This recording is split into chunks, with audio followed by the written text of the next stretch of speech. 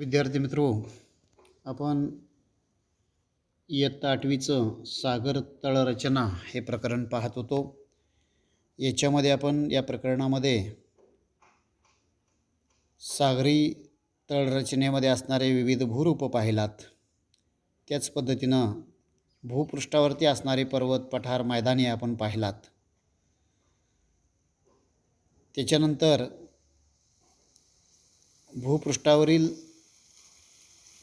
जी आपण भूरूपं घेतलेली आहेत त्यांना कोणते निकष लावलेले होते ते आपण पाहिलात. उंचीनुसार भूपृष्ठावरील या भूरूपांचं निकष लावून काय केलेलं आहे, वेगवेगळी प्रतवारी वर्गवारी त्याची केलेली आहे.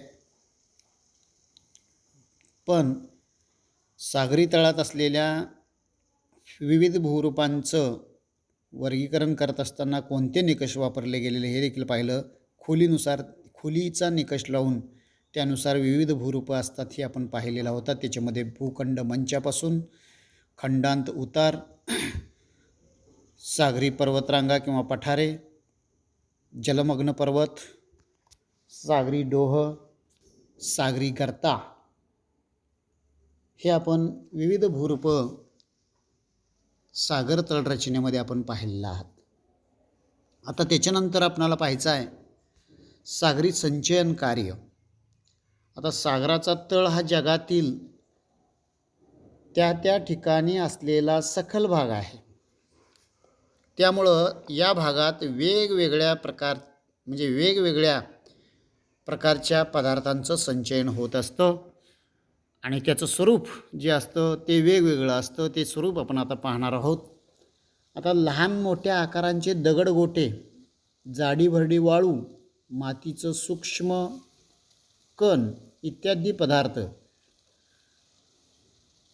नद्या, हिमनद्या यांच्यामार्फत खंडावरून वाहून आणले जात असतात आणि त्यांचं संचयन मुख्यतः भूखंड मंचावर, जे आपण भूखंड मंच कुठं आहे हे आपण पाहिलेलं आहात.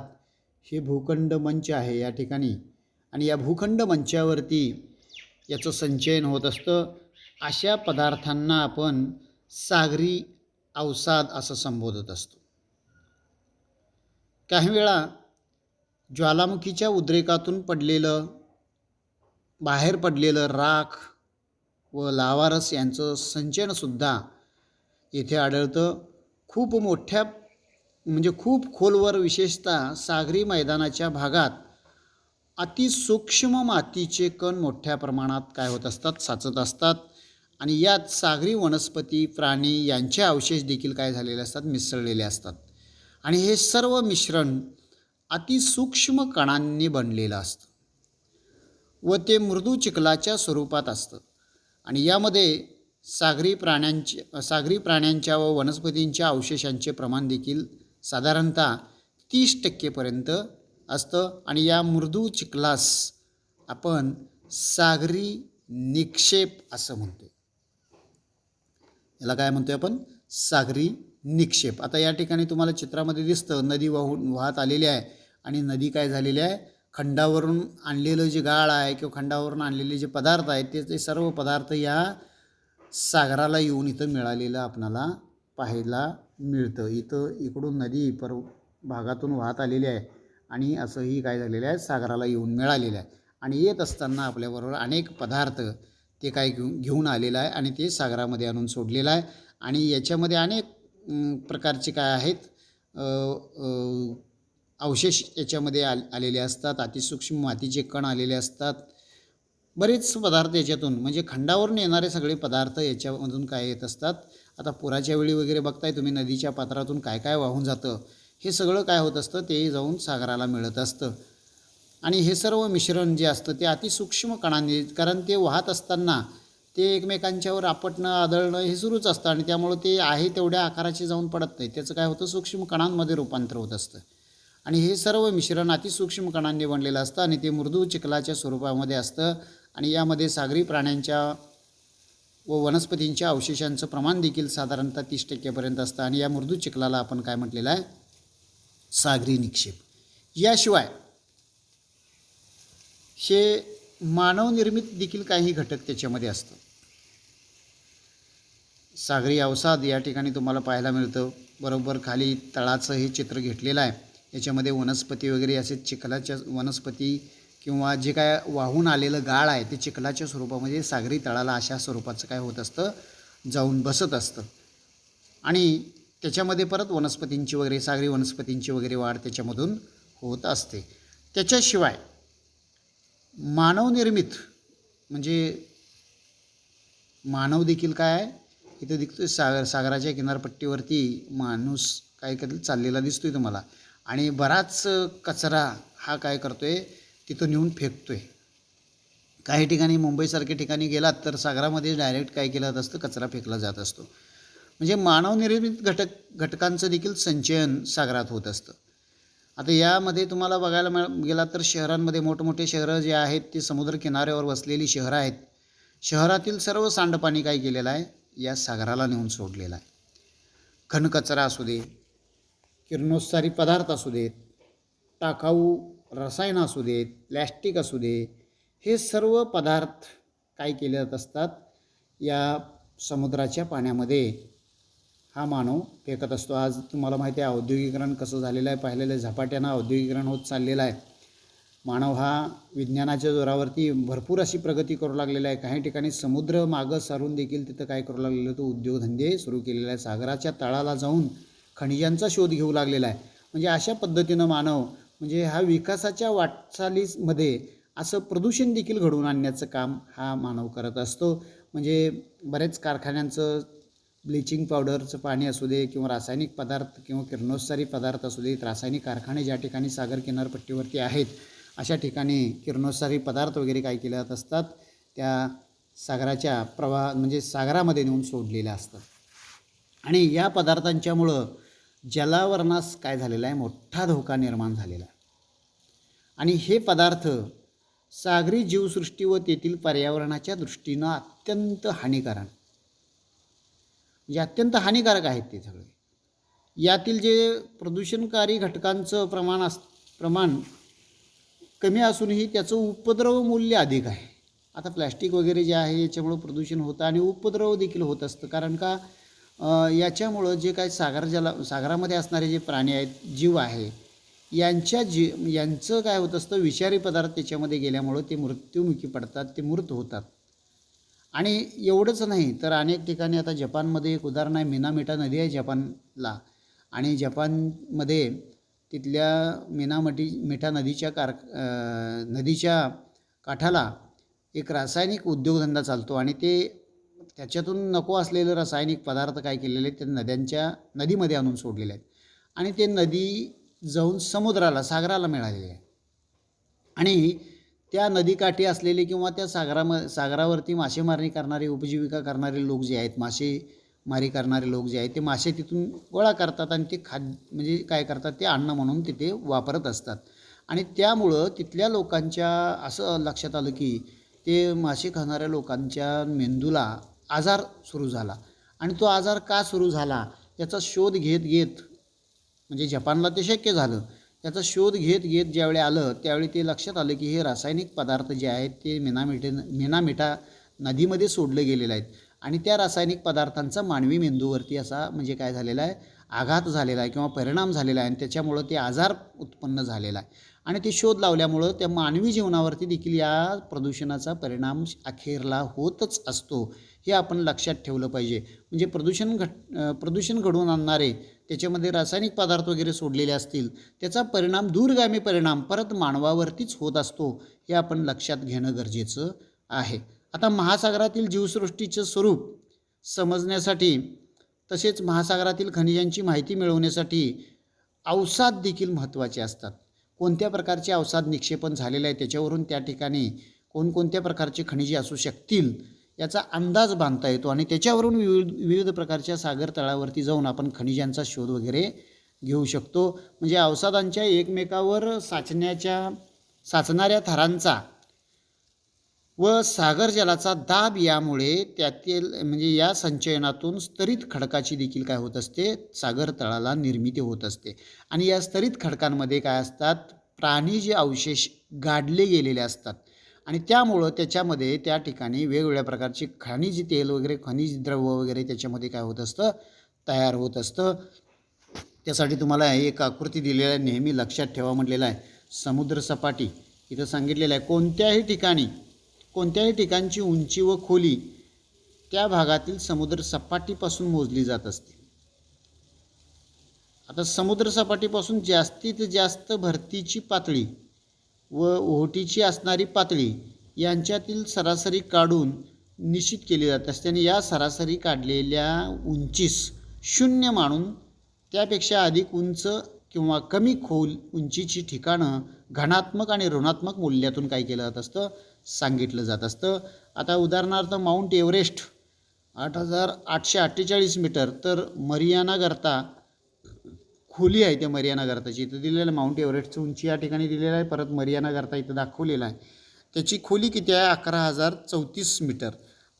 असं सरासरी याची उंची काढून काय केलेलं आहे, इथं सरासरी पातळी त्याची सांगितलेली आहे. भारतामध्ये सर्वेक्षणासाठी चेन्नई येथील समुद्र सपाटीची सरासरी उंची 0 मानली गेलेली आहे आणि ती भारतातील सर्व ठिकाणांसाठी समुद्र सपाटीपासून उंची मानून घेतलेलं आहे. म्हणजे अशा पद्धतीनं समुद्र सपाटी आणि समुद्र सपाटीपासून उंची हे मोजत असताना सरासरी ही काढून त्याच्यानुसार 0 ठरवून त्याच्यानुसार त्याच्यावरचं उंची आणि त्याच्यानंतर जी काय ते खोली असं समजलं जात असतं. आता त्याच्यानंतर आपण पाहणार आहोत,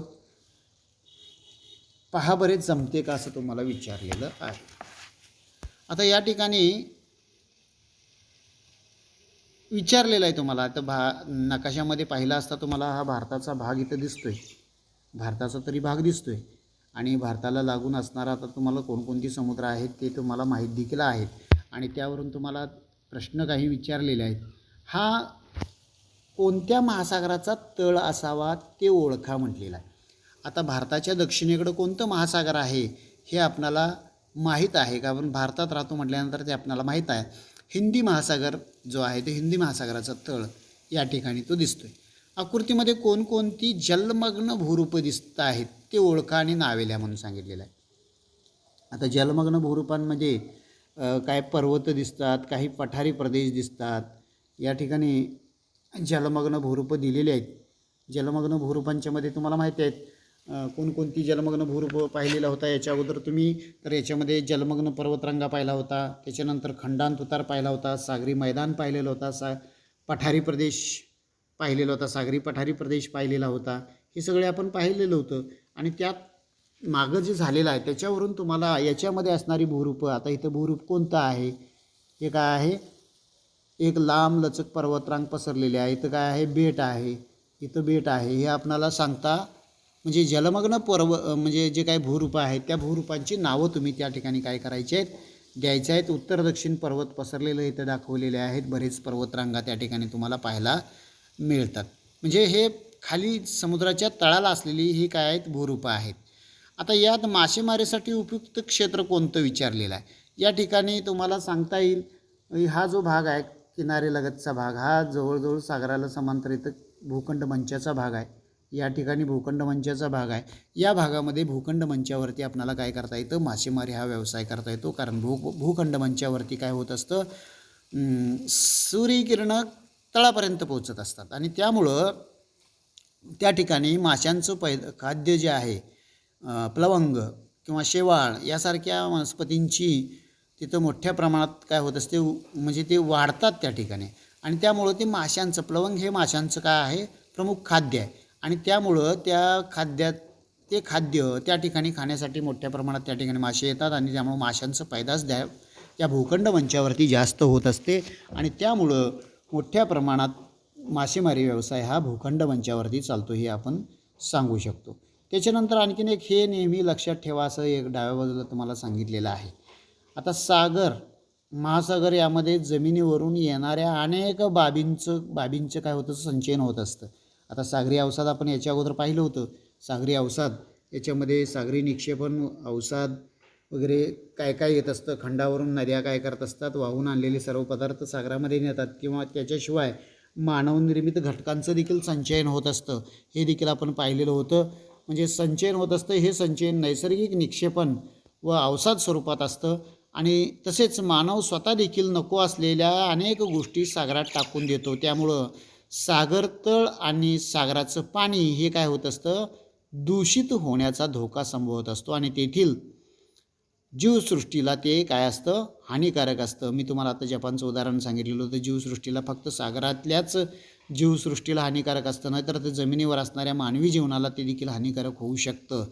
आणि जमिनीवर असणाऱ्या जीवसृष्टीपेक्षा जास्त प्रजाती, म्हणजे आपल्या जमिनीवर असणाऱ्या सजीव सृष्टीपेक्षा जास्त प्रजाती ही सागरामध्ये आहेत आणि हे आपण नेहमीच लक्षात ठेवलं पाहिजे. आणि त्या सागरामध्ये असणाऱ्या या जमिनीवर असणाऱ्यापेक्षा जास्त प्रजातींना आपण धोका निर्माण करतो आहे, हे आपण लक्षात ठेवणं गरजेचं आहे. त्याच्यानंतर जरा डोके चालवा असं तुम्हाला सांगितलेलं आहे. आता या ठिकाणी लाटांबरोबर वाहत येणारे पदार्थ सांगितलेले आहेत. लाटांबरोबर वाहत येणारे पदार्थ दोन प्रकारचे सांगितलेले आहेत. एक सांगितलेलं आहे ते उजव्या बाजूला इथं सांगितलेलं आहे, हे नैसर्गिक सांगितलेलं आहे. आणि दुसरं जे सांगितलेलं आहे अजैविक किंवा मानवनिर्मित असं सांगितलेलं आहे. म्हणजे दोन प्रकारचे काय आहेत, लाटांबरोबर वाहून येणारे पदार्थ हे आहेत. आता याच्यामध्ये नैसर्गिकमध्ये परत काय केलेलं आहे, वनस्पती, शंख शिंपले, जलचर असे 3 त्याचे विभाग पडलेले आहेत. आणि मानवनिर्मितमध्ये काय केलेलं आहे, रासायनिक, धातू आणि प्लॅस्टिक किंवा काच असं इथं सांगितलेलं आहे. आता त्याचं परत काय केलेलं आहे, यापैकी कोणते पदार्थ नाशवंत आहेत. नैसर्गिकमध्ये विचारलेलं आहे यापैकी कोणते पदार्थ नाशवंत आहेत. आता याच्यामध्ये वनस्पती हे नाशवंत आहे आणि त्याच्यानंतर शंख शिंपले जे आहेत ते काय नाही आहेत, नाशवंत नाही आहेत. ते शंख शिंपले त्या कायमस्वरूपी तसेच राहत असतात. नाशवंत पदार्थांच्यामुळं काय होईल आणि अनाशवंत पदार्थांच्यामुळं काय होईल असं तुम्हाला इथं विचारलेलं आहे. त्याच्याशिवाय तुम्हाला मानवनिर्मित जे सांगितलेलं आहे, अनाशवंत पदार्थ किनाऱ्यावर जमा होऊ नयेत यासाठी उपाय सुचवायला तुम्हाला सांगितलेलं आहे. मग त्यासाठी आपण कचऱ्याचं विल्हेवाट व्यवस्थितरित्या लावणं हे गरजेचं आहे. घनकचरा, ओला कचरा, सुका कचरा असं आपण कचऱ्याचं विल्हेवाट, मग परत रिसायकल त्याचा उपयोग काय करता येईल काय, प्लॅस्टिक वगैरे आपण फेकून न देता, काच वगैरे फुटलं की ते आपण फेकून न देता त्याचा उपयोग परत कुठं करता येईल काय, त्याचा परत रिसायकल म्हणजे त्याचं परत उत्पादन त्याच्याच पद्धतीनं घेता येईल काय, कच्च्या स्वरूपात कच्च्याचं परत आपण पक्क्यात रूपांतर करू शकतो का, याचा विचार आपण करून ते किनाऱ्यावर जमा होऊ नये त्यासाठी आपण वर त्याच्यावरती प्रक्रिया करू शकतो. आता पर्यावरण संवर्धनासाठी किनारे स्वच्छ ठेवण्याचे अभियान तुम्ही कसे राबवाल असं म्हटलेलं आहे. दुसरा एक प्रश्न त्याच्यामध्ये आहे, पर्यावरण म्हणजे संवर्धन करण्याच्या दृष्टीनं किनारे जे आहेत तुम्ही स्वच्छ ठेवण्याचं अभियान तुम्ही कसे राबवाल. आता तुम्ही काय करू शकता, तुमच्या परिसरामध्ये एखादा सागरी किनारा असेल तर पर्यावरणाच्या दृष्टिकोनातून, संवर्धनाच्या दृष्टिकोनातून किनारा स्वच्छ ठेवण्यासाठी तुम्ही एखादा आठवड्यातून तुमच्या मंडळी जे असतील किंवा तुमचं मंडळ वगैरे असेल तर ते काय करू शकाल, तुम्ही त्या ठिकाणी किनाऱ्यावर पडणारं की काय कचरा आहे तो तुम्ही गोळा करू शकाल किंवा त्या ठिकाणी बोर्ड वगैरे लावाल, या ठिकाणी कचरा वगैरे फेकल्यास दंडात्मक कारवाई केली जाईल असं करून तुम्ही काय कराल, हे किनारे स्वच्छ ठेवण्याचा प्रयत्न करू शकाल. किंवा त्याच्याहीपेक्षा तुम्हाला काय वेगळं एखादं उपक्रम म्हणजे सांगता आलं तर ते देखील तुम्ही काय करायचं आहे त्याच्यामध्ये सांगायचं आहे. त्याच्यानंतर माहीत आहे का तुम्हाला असं म्हटलेलं आहे. आता या ठिकाणी काय दाखवलेलं आहे, सागर तळ दाखवलेलं आहे. काय दाखवलेलं आहे, सागर तळ इथं दाखवलेलं आहे. आता याच्यामध्ये काय म्हटलेलं आहे, सागर तळ रचनेचा अभ्यास करताना एक गोष्ट लक्षात घेतली पाहिजे, ती म्हणजे काय, सागर तळाचं वय खडकांवर साचलेल्या अवसादांच्या अभ्यासावरून शास्त्रज्ञांना असं लक्षात आले की कोणत्याही सागरातील तळावरील अवसाद हे 200 दशलक्ष वर्षापेक्षा जुने नाहीत. म्हणजे हे अलीकडच्या काळात आपण टाकलेलंच काय आहे, म्हणजे जसं जसं आपण प्रगती साधत आलो, विज्ञान तंत्रज्ञानामध्ये प्रगती करत आलो आणि आपण विकास साधत असताना म्हणजे आपलं आर्थिक उत्पन्न वाढवण्याच्या दृष्टीनं आपण जे प्रयत्न केलो त्याच्यातूनच काय झालेलं आहे, येऊन हे गाळाचं संचयन झालेलं आहे. जुने असलेले खडक या ठिकाणी दाखवलेले आहे. त्याच्यानंतर मध्य महासागरीय पर्वतरांगा या ठिकाणी दाखवलेला आहे आणि या अंतराप्रमाणे उत्तरोत्तर जुने असलेले खडक या ठिकाणी दाखवलेले आहे. सागरी गर्तान, ज्वालामुखीचा उद्रेक वगैरे या ठिकाणी दाखवलेला आहे. ऊर्ध्वगामी शिलारस याच्यातून गेलेला आहे आणि अवसाद या ठिकाणी पडलेला आपल्याला पाहायला मिळालं आणि त्याचं या ऱ्हास प्रवर्तक असलेले सागरी भूपट्ट देखील इथं या ठिकाणी तुम्हाला दाखवलेलं आहे. म्हणजे हे कालांतरानं ऱ्हास देखील होत असतं. आता भूखंडावरील खडकांचं अधिकतम वय 3200 दशलक्ष वर्षे असल्याचं निष्पन्न झालेलं आहे. मग सागर तळावरील 200 दशलक्ष वर्षापेक्षा जुनं अवसाद कोठे गेले? तो भूपट्टांचा ऱ्हास तुम्हाला मी सांगितलं. हे भूपट्टांचा ऱ्हास जो होतो सागरी तळा रचनेमधले भूपट्ट दाखवलेले आहेत. हे भूपट्टांचा ज्यावेळी ह्रास होत असतो ते सगळं काय होत असतात, अवसाद परत जमिनीमध्ये जात असतात आणि इथं ज्वालामुखीचा उद्रेक दाखवलेला आहे तुम्हाला आणि ते भूपट्टांचा ऱ्हास देखील या ठिकाणी दाखवलेला आहे. त्यामुळं ते काय झालेलं आहे, त्याच्या अगोदरचे सगळे जे काय जुने अवसाद आहेत ते काय झालेले आहेत, भूपट्टांमध्ये विलीन होऊन गेलेले आहेत. हे आपल्याला असं लक्षात येऊ शकतं. म्हणजे शास्त्रज्ञांना सतावं लागलेलं होतं आणि त्यानुसार हा प्रश्न शास्त्रज्ञांचा आला की 200 दशलक्ष वर्षापेक्षा जुनं अवसाद गेलं कुठं, असा प्रश्न शास्त्रज्ञांना सतावला आणि त्यावर शास्त्रज्ञांनी म्हणजे तळावरील अवसादांबरोबर सागर तळाच्या खडकांचा देखील अभ्यास केला आणि त्यावरून त्यांच्या लक्षात आलं की सागर तळाचे खडकही 200 दशलक्ष वर्षापेक्षा जुने नाहीत. कोणत्याही महासागराचा तळ भूपृष्ठाच्या तुलनेत अगदी अल्पवयीन आहे असं अनुमान त्यांनी काढलं आणि ते आता सर्व मान्य झालेलं आहे. या शोधांचा उपयोग म्हणजे पुढं भूपट्ट विवर्तनिकी म्हणजे या संकल्पनेचा अभ्यासात तो झालेला आहे. म्हणजे मी सांगितलं की तुम्हाला हे भूपट्ट ज्यावेळी काय होत असतात, ऱ्हास होत असतात, त्यावेळी ते अवसाद काय केले, निघून गेले असं इथं लक्षात येतं. इथं आता प्रकरण आपलं संपलेलं आहे. या धड्याखाली स्वाध्याय दिलेला आहे. पहिला प्रश्न योग्य पर्याय निवडा म्हणून सांगितलेला आहे. रिकाम्या जागा भरायला सांगितलेला आहे.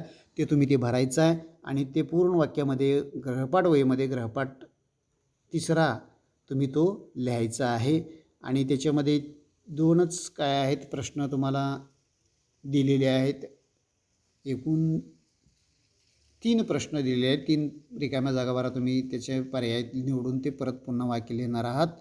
त्याच्यानंतर एक आकृती दिलेल्या आहे. आराखड्यात दाखवलेल्या भू आकारांना नावे द्या म्हणून सांगितलेले आहे. तिथं तुम्ही नावे द्यायची आहेत. त्या आकृती तुम्ही तुमच्या गृहपाठ वहीमध्ये काढायची आहे आणि त्यावरून तुम्ही काय करायचं आहे, नावं त्याच्यावरती आकृतीमध्ये ती नावं द्यायची आहेत. आणि 3रा प्रश्न जो आहे तो भौगोलिक कारणे लिहा. त्याच्यामध्ये देखील 5 प्रश्न आहेत. त्या 5ही प्रश्नांची उत्तरं तुम्ही काय करायचं आहे, गृहपाठ वहीमध्ये सोडवायचं आहे आणि गृहपाठ हा पूर्ण करून घ्यायचा आहे. आता आपण पुढच्या तासिकेला पुन्हा भेटूया. धन्यवाद.